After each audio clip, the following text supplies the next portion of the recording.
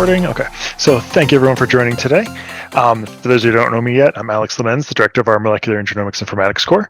We also have on today Hong Li from the Center for Advanced Proteomics and also the Akoya team who will be talking today about their spatial technology.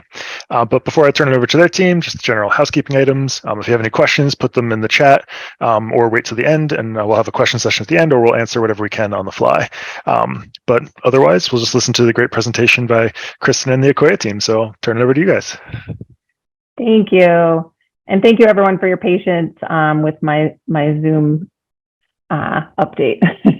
All right, so like Alex mentioned, my name is Kristen Legender. I'm here with the Akoya team. Marianne is the regional sales rep for your area. And we're excited to talk today about spatial multiomics using or enabled by our Phenocycler Fusion. And so here at Akoya, we really like to start by saying that we're exclusively focused on spatial biology. It's even, as you can see in our little tagline in our down here, it says, "We are the spatial biology company." This is, you know, just everything we focus on for any new products or new equipment, really focusing on spatial biology. And so just to sort of start, what we can do with our PhenoCycler platform is we can image whole tissues. And so here I just have 3 different tissue types, just showing the different sizes of these tissues and how we can scan entire whole tissues. And so when you're able to scan the whole slide at a single cell resolution, you're now able to see each cell individually within your entire tissue. So everything that's on that slide. And you're able to see those different spatial interactions, right? So you can see, you know, what's going on in there. And we can do this with fresh frozen tissue. We can also do it with formalin fixed, paraffin embedded. We can use human and mouse tissue, but we can also do more than that. You know, this instrument's been around for a while, and a lot of our inventoried content is geared towards human and mouse, but we do have customers pushing the envelope and testing different tissue types. And it really is the simplest and fastest whole slide spatial solution. And I'll explain further about how some of the updates that we're making to the instrument is actually making it even faster. And so we like to talk about unbiased spatial phenotyping. And so, you know, some systems out there are more ROI based, right? And so what is being unbiased when you're just selecting ROIs? It's probably not just one ROI. It's probably not even a few across the entire tissue, because what you might be missing are some of these rare cell populations. You know, depending on the tissues you're working with or the disease that you're studying, you might have certain cells that are maybe in between these ROIs that you couldn't see, or maybe even a phenotype that's a combination of 2 different cell types that you may not have seen if you were only taking ROIs. They might be hidden. And so, like I mentioned on my very first slide, you know, we do whole slide imaging. And so we're really excited to be able to do that and offer that for customers that are looking for those rare cells and to be unbiased and sampling their tissue. And so just a little use case of where this is really important. There was a study done with stage 2 breast cancer. And because it's at a single cell resolution, you're able to do some unbiased or unsupervised clustering. And you can map that back onto the tissue. You can see the clustering here. And what this revealed were 12 different phenotypes. And so within that unsupervised clustering, there were these small population of cell types that were these really rare luminal cell types that were only 0.07% of the total population. So you can sort of understand, you know, if these are really rare, you know, where you have the entire tissue, you're able to really capture those. And because we can get that subcellular or cellular, single cellular resolution, we're able to find those rare cells. And additionally, the PhenoCycler was actually used not only in disease-type tissue, but also was used in a recent publication on identifying an atlas for normal tissue. And so it was also used for a human breast cell atlas. And, you can see where having the entire tissue is really important when atlasing tissue. You want all the different architectural features. Here you can see one of the lobules really highlighted. Just minimize that. And really see the different cell types among the different tissue features. So not just sort of just showing like the different use case or scenarios you can use it. And so moving on, here we have our nice example. This was done internally. This is a head and neck cancer. And this was a partial response treatment patient sample. And we show that we can do up to 103 proteins on a tissue. Just want to, make a caveat that we don't really have customers doing 103 plex. We just wanted to demonstrate the different features in some of these modules that you can combine. We wanted to do it all in one. I would say most of our customers are somewhere between the 30 to 50 marker range in where they're doing their panels. And some of our super users are going up to 60 plex. But 103 plex is as far as we've brought it. And you can just see that we've sort of moduled our antibodies into different named modules. And so we've combined all of these.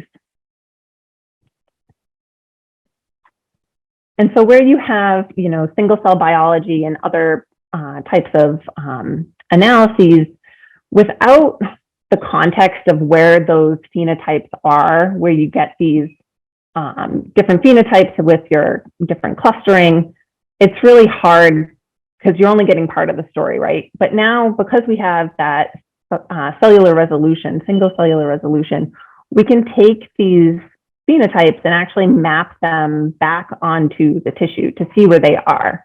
And already, you can tell, actually, I think I have it in the next slide. These are the different immune phenotypes that were revealed on this head and neck cancer. And, even I'm not a pathologist or a head and neck cancer expert, but, you can already tell visually now that there are differences in this tumor, right? You can understand why there was a partial response. I can already, guess that maybe this was where the partial response was. We have a tertiary lymphoid structure here. We have a lot more of this green and turquoise, which are your CD and T cells and macrophages. So, this is a great example of being able to map that those phenotypes back onto the tissue. But you can see where, where it's not as clear of a case, where it might be more informative with your downstream analysis. Just being able to understand in like X, Y coordinates where everything is. And so downstream analysis, what that allows you to do now is see those phenotypes and how they're actually interacting with their neighbors. And so cellular neighborhoods, spatial neighborhoods, I've heard of a lot of different ways that's been talked about are really sort of the new biomarker. How are these combinations of phenotypes creating a new biomarker, right? And so here, this head and neck cancer, we revealed a certain number of different cellular neighborhoods, and you can see as they're mapped back onto the tissue after analysis that, here, this was that piece of tumor with all those macrophages and CD8 T cells, and this is really that immune infiltrated piece of tumor. And so just being able to do some of that downstream neighborhood analysis, quantities these days maybe isn't stratifying patients as much as it could. And maybe it's a correlation of, number of markers or nearest neighbor.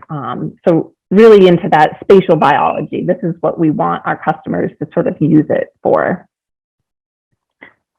And in addition, on that 103 plex panel that I mentioned and showed you, we had some modules that included metabolic markers. And so just being able to use protein to see some maybe more functional information within your tissue. And so here we identified some different portions of the tumor.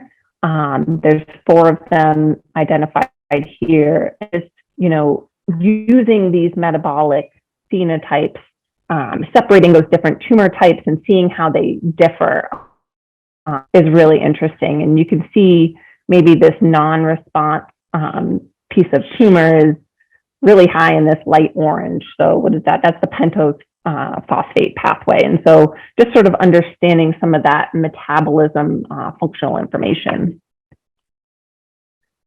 And in addition to the panel you already saw, we have some new phenocode discovery panels.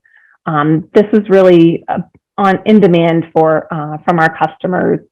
Rather than designing a 50-plex panel from scratch, we now have some panels that you can sort of plug and play or add on to each other. And so this is just showing how we use these panels to phenotype some different tumor types. And so this one is a non-muscle invasive bladder tumor that we applied the combination of these panels, and there is a custom module here too added, just showing what you could possibly do.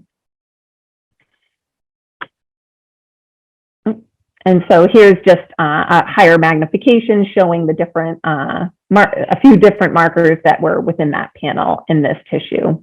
And it's really pretty. You can see that the imaging is really crisp and clear, and it is single cell subcellular resolution. You can see all those, membranous markers, the cellular markers, nuclear markers. And so what they did with this one was they had pre-treated tissue and post-treated tissue, and just sort of doing some of those analyses, phenotyping and mapping it back on the tissue and seeing where those phenotypes maybe change between pre and post-treatment. I think here you can see there's a big increase in the number of neutrophils, a decrease in the number of those proliferating cells with Ki-67, just sort of showing how this can be used as well in different patient subsets or tissue subsets pre and post treatment. This is also a nice case where these panels were used in cutaneous skin carcinoma. And here's that custom module added on to these phenocode discovery panels that you can order. And what they did here was they had 3 different patient subsets, an immunotherapy sensitive with metastases, immunotherapy resistant, and then immune therapy resistant and metastatic. And you can already see they're vastly different within this same panel. And then downstream, as you do your neighborhood analyses, you can really reveal what those differences are that you are seeing. And here it was just shown that, the immune sensitive was much more immune competent within the tumor. All right, so how do we do this? How do we enable our customers to do this? It's the Phenocycler Fusion. Talked about it enough by now. Maybe some of you have seen this already, maybe you haven't. I like to always mention that it is formally, at least this piece over here on the left, is the fluidics portion. And this is actually formally known as codex. If you've done any literature reading and you've seen the term codex, that's the same instrument. But this is now the Phenocycler Fusion. We've added last year this fusion imaging microscope. And so this is what really has brought up the speed in the instrument. It has brought sample to data from hours to 2 days. That 103 plex that I showed took about, I think it was a day and a half to get stained. And so that's really fast. I think one cycle of the run is about an hour. And so the great part about this instrument too is that you don't need a special slide. You don't need to new sections on a cover slip, you can use any microscope slide. So anything you have in your lab, you could have old archive slides. You want to make sure that they're still, viable, but you can use previously sectioned slides. And the imaging area is really large. So it's 35 by 18 millimeter. I want to say it's the largest that's out there right now. And the resolution is, like I've mentioned over and over, a single cell subcellular. That's really important for that spatial biology and analysis that we want our customers to use it for. And the data is compressed. So the 103-plex was 40 gigabytes, I was told. So 40 gigabytes, that's pretty small for that many markers on the tissue, for an entire tissue, all those cells. And so now the newest feature, I'll go over some of the upgrade features, is that, we have customers doing proteins routinely. Everyone's really, really happy and excited about that. But now we're going to enable RNA. So really going multiomic. And I like to just highlight that this instrument, like I mentioned, is previously called the Codex, and that it's a marriage now with this new PhenoImager. And so this is what does the imaging of your high-plex panel. However, it can also be used when you're not doing PhenoCycler experiments. It can be used as a small-scale slide scanner, so fluorescence slide scanner. It does bright field and fluorescence, so you can do your DABs. If you're doing a smaller panel, say you've done your 50-something plex panel and you're like, oh, these 6 markers are really all I'm interested in. I want to do more samples. Then I'm able to. So you could actually do those offline with our opal fluorophores, and you could do a little bit higher throughput with this scanner, and it does 6-plex 7-color images.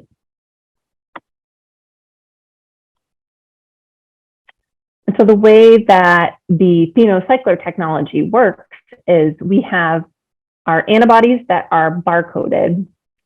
So each antibody gets a unique barcode. So that's what enables us to do an antibody cocktail. So you stain your tissue offline on the bench top, and then you make a reporter plate. And so what's in that reporter plate are complementary barcodes that are tagged with a fluorophore. And so you load that plate onto the PhenoCycler, and you also load your slide onto the microscope. And then once that's set up, you click all your experiment design in the software, and then you just leave it. And what it's going to do is do this iterative process of reveal, image, and remove. And so it does 3 of the antibodies at a time. It will reveal 3 of those. It'll complementary the barcodes will bind, and then it will take an image of those 3 of the tissue, and then it will gently remove and then repeat the process. And because we're just gently dehybridizing those barcodes, this is a lot gentler on your tissue. So if you're using tissue types that, sometimes might detach from the slide, we do have some pretreatment recommendations, but, as you're going higher in your plex, you might have more and more cycles. This is really gentle on your tissue, and we don't have any tissue falling off issues. And so the way we're able to do this on the system with the fluidics is with this flow cell. And so what it is a cover slip that sort of adheres to the edge of your slide. And everything within this polygon is where the fluidics will run across. And so you can see this is a really large imaging area too. And here at either point of the ends are ports, and that's what interacts with a carrier and does the fluidics, and it just runs across your tissue.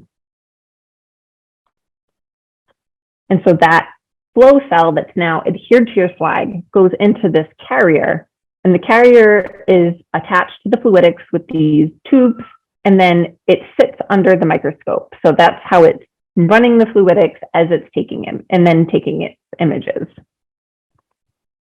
And right now it does it one slide at a time. Ta-da! We are adding our upgrade.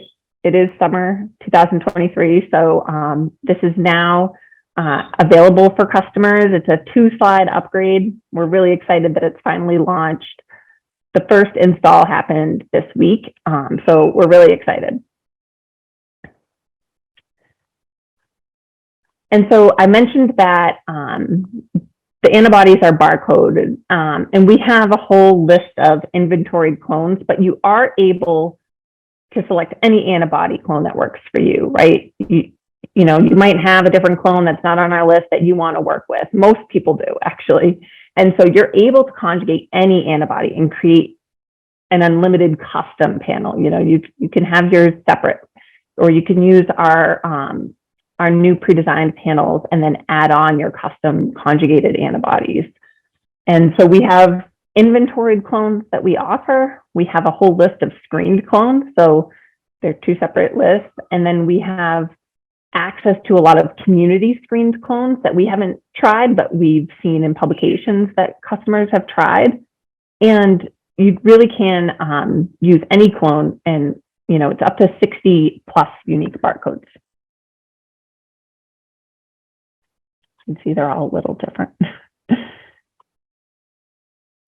And so, like I mentioned, you can use these new panels to really mix and match, but also add those custom ones in combination.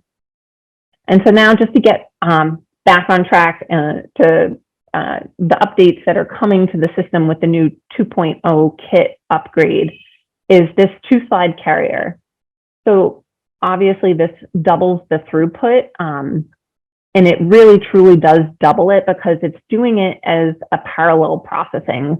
So while it's doing one cycle of 3 antibodies of the fluidics for one, it's taking the image of the second one. So it's really, you know, parallel doing two different jobs at a time. And the fluidics is a lot faster. I really had to add in these times. They were added in this bullet point, but it's really remarkably faster. So what used to take 44 minutes in a cycle is now only taking 22 minutes per cycle. So it's cut in half. So it's a lot faster. And then this upgrade is also what will allow customers to do the RNA scope work. And so we've partnered with ACD. You know, they are the gold standard in situ hybridization assays. We know customers use the opals with their fish assays often, but they also have a high-plex assay, or also known as like a 12-plex assay.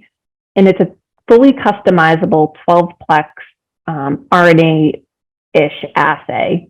And right now they offer it and it's manual, and that manual staining takes about 1 to 2 weeks, depending on how fast you pipette and the number of slides you're doing. But now with automating their chemistry on our instrument, and we can take that 1 to 2 weeks and bring it down to 1 day.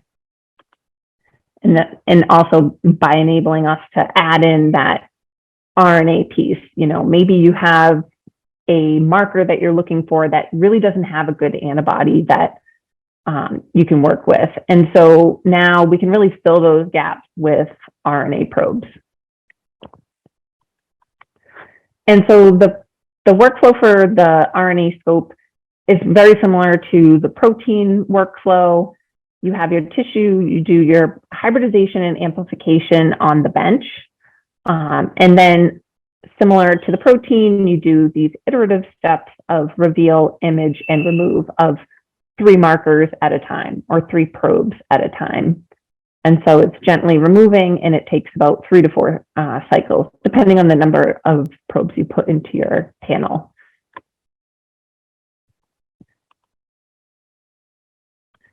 And we have just a proof of concept. We 12-plex on a human tonsil. This is just showing a few of the markers that were part of, or a few of the probes that were part of that panel. And now, previously, before we came out with this RNAscope capability, everything was at a 20x resolution, but now we're able to go 40x with these RNAscope assays, because you need that 40x resolution to see those dots. These are probably very abundant markers in this tissue, and it's tonsil, so it's like control. It should work for most things. But where you have rare, less dots, you need that 40x resolution. And so because it's on two separate slides right now, it's not on the same slide. You need to do serial sections to get a giant protein panel. You can combine here. We did this with that head and neck cancer. We combined some of our phenocode discovery panels and a custom module on it, and then also ran on a serial section custom RNAscope panel, and really looked at the combination of those after overlaying the images, what was going on with the RNA that we detected and the protein. And so you can see here the different tumor regions, and now we have those like different cytokines and understanding what's happening functionally, truly functionally in that tissue, not just with the protein.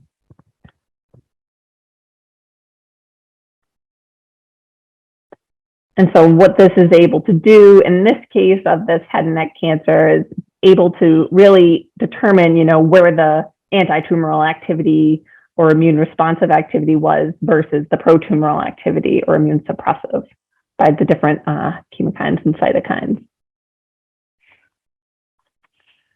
And then we have the image analysis. And so once your image is done scanning, you get what's called a QPTIFF file. And I mentioned that it's compressed. And so right now we are partnering with Visiopharm. We have a open source workflow that's available, but we also partner with Visiopharm. They have their new Phenoplex platform that does high-plex data analysis. We have the open source workflow with QPath and Cytomap. And then we also have a partnership with Enable Medicine. And you guys are an academic lab. I think that you guys can get some sort of free access to Enable Medicine. So, if you're interested, you could probably go on their website. They are a cloud-based software. And so you just type in Enable Medicine, it'll bring you to their website, and you can probably make your own sign up. They're really interesting. This is more affordable, and they established their company based off of our data. And so they're really the experts, and they have a lot of, click and play capabilities within there. They have a couple different cell segmentations that you just can apply automatically, and some cellular neighborhood analyses that you can just apply automatically. Additionally, if you have custom scripts that you're interested in, you can upload those and use those with your tissues as well. So if anybody's like more into the analysis portion, I recommend looking into Enable Medicine or Visiopharm. And so here we've already talked about how the Phenocycler Fusion is used for the high plex panels. And this is, a lot of discovery work, trying to understand the difference between pre-treatment or post-treatment biopsies, and really understanding things in a discovery mode because it's a lower throughput. I touched upon how the PhenoImager Fusion is kind of like a dual purpose. And so as you find a more targeted panel, you could use it for some more translational work, try to understand maybe your 6-plex panel and different tissue types, or, different patient populations maybe. You can do that on the Fusion. And then when you want to scale up and do larger scale, lower plex studies, we also have what is called the PhenoImager HT. This can scan up to 8-plex 9-color assays, and it does 80 slides, and it does, again, bright field and fluorescence. And this is formerly known as the Polaris, the Vectra Polaris. So if anybody's heard of that, we also rebranded and called it the PhenoImager HT. Apologies for the rebranding. But just to show that, we have complete solutions. We really are hoping to support customers, not just in discovery or just in clinical. We really want to, cover the entire arch of customers. And so, like I mentioned, the smaller panels, we offer our Opal dyes, which are really highly sensitive, amplified pyramide-based fluorophores. And so the way that multiplex IHC assay works with our Fusion or PhenoImager HT is a little bit different. It's, again, a very iterative process where you're, going higher in plex, but you start, it's really based off traditional IHC. You do your slide prep, you do your epitope retrieval next, and then you come in with like an endogenous protein block. You incubate with your primary antibody. You come in then with a secondary HRP, and then the Opal then interacts with that HRP and deposits the Opal around the epitope. And there, then we do an antibody stripping that attaches the primary and the secondary antibody, but leaves the Opal behind. And so then you just repeat the steps for your next antibody and go through up to the number of plex that you're interested in. And so if that's of interest, if the fusion, then is of interest to you, this is the workflow you would use. And again, this year we came out with panels for that type of workflow as well. Not to be too confusing, but these are called PhenoCode signature panels. And so they're done on an auto stainer, the Leica Bond. And so we designed these 5-plex panels that have one open position to build it up to a 6-plex. You can see here, these are the different types of panels. There's an immune profile, immunocontexture. You can see some of these questions that you're asking with these different panels. Is the tumor hot or cold? Are the cells proliferating, or are they activated? Where are the macrophages, the tumor-associated macrophages? Different questions about the TME. And we have a list of a la carte markers that you can add in for that open position. Or again, similar to the Phenocycler, we have a custom labeling kit that you could do a marker of your choice.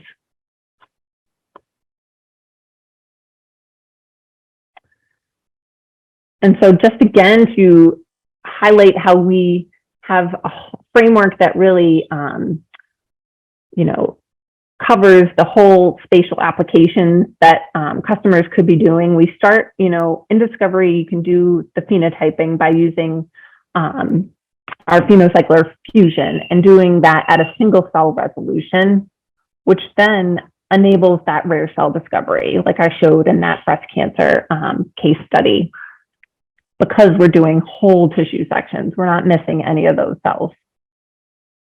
And then by adding in some of those metabolic markers or now RNA, we're getting a better understanding or a deeper understanding of the spatial function, the functional state, what's happening, what chemokines and cytokines are being expressed. And then I highlighted how downstream, now a lot of these signatures or biomarkers are really driven by some of the spatial neighborhoods. What are these little clusters, or how are these cells talking to the cells next to them? Are they close to them? Are they far away? Are there tumor lymphoid structures, tertiary lymphoid structures?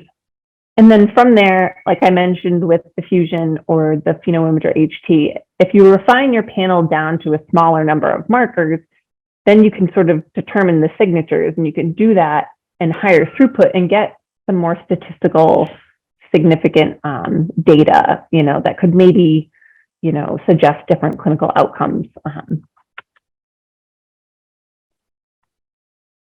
Right, so hopefully I think I got everything done in plenty of time. Hopefully I didn't go too fast, but I wanted to leave some time for questions. and this might be new to a lot of people, but I hope I covered everything and that you have a better understanding of what we do at Akoya. Awesome, thank you. If anybody has any questions, either do raise your hand or put it in the chat, and we can ask the question. But in the meantime, I guess a question I always like to know when talking about anything that's kind of paneled. I know you mentioned they had the 103 plex is the top that you've done, but is there as long as it's since it's doing the 3 antibodies at a time for each wash, is there a theoretical max limit, or is it just until the actual tissue starts to degrade essentially? Yeah, so I'm glad you asked that. We get that question often, and it really is a matter of the number of barcodes that we have available. And so there's a whole rigorous process on validating these barcodes because some of them cross-react and aren't specific enough. And so we have to really validate each barcode, and we're continually doing that, but only to the point where we have customers really using it, right? So that's why I think I showed on one slide we have 60 plus barcodes. We only have a very few number of customers that are pushing that envelope that are like, we need more. But as we get more requests for it, they are screening more and more barcodes. And that would be the same then for the RNA portion and for the protein portion. Is that pretty much as long as you keep screening them? So the RNA is just 12 plex right now because that's what ACD offers. So we're just starting there. Yeah. Okay. Cool. Thanks. Yeah. So then I just a question because I'm always on the data side of things. Yeah. So, oh, good. Yeah. So yeah, I'll have to look into the Enable Medicine and the Visiopharms parts of it, but otherwise, it looked like you could take the raw data and put it into kind of open source platforms like R and things like that. Correct? Absolutely. Yes. Yeah. We have a whole workflow with QPath and Cytomap. But yeah, there's customers using it with R too. Yeah. Okay. Cool. Yeah. I see. Hong raised his hand. Yes, excellent talk, Kristen. I have two questions. One scientific, one business. So scientific question is, for your RNA and protein imaging, what degree of correlation have you seen from the data you have observed? Between the two, I don't know that that's been, at least it hasn't been shared with me. I'm not sure. I can take a note. What degree they agree with each other or divert from each other? With the same markers? Yes. I don't know that we've really done it with protein and RNA markers that, would co-express or that are the same marker. We've only sort of done a small proof of concept with that 12 plex. We haven't really kind of lined it up for those type of analyses but we hope that now more people are going to do some of those analyses, that they're getting this 2.0. But I don't know that we've done that internally, that type of analysis. Okay. If that's the case, then move on to the business question. So do you think this technology is best to be run by highly trained students or run in a core facility environment? And if running in a core facility environment, what kind of cost? Because I run a proteomics core. Okay. And so what are the cost benefit that you are seeing from other cores that running this type of instruments? So the first part of your question is, I think anyone can run it. It's for the most part just pipetting. It's a straightforward IHC type of workflow with, tissue slides and antigen retrieval, and then pipetting and diluting antibodies and complementary barcodes. It's really not super complicated. I've been to a bunch of the trainings now, and you get a full training that it comes with, the purchase of it and that support. If you have new people coming into the lab, they can get retrained. We do have CROs with this instrument that are doing this. And so I don't know the cost analysis. I'm sure we could talk with them and sort of get some better understanding. And Marianne might be able to talk. I know we refer a lot of people to a CRO that we use in Massachusetts, that they're running it. And we really try to validate those CROs to make sure that when we send customers there, that they are doing everything the way we would expect. But I don't know about the cost part of that. Sorry, maybe Marianne, you can chime in if you know anything. Yeah. Oh, I'm sorry. I wanted to check. Were you asking about CROs or core labs? Maybe I misunderstood. Oh, yeah. You said core labs. That's okay. And I can't give you exact numbers, but I always like to use them because seems to be the most successful one in the United States. Is Indiana University has come up with a system in their core, and he is happy to talk to anybody. And he has done an amazing job. They're running 24/7. They do a ton of work for other labs, and he is financially doing very well. And I don't have his numbers, but I'm sure we could connect you to if you wanted to ask him more about it. Thank you. Sure.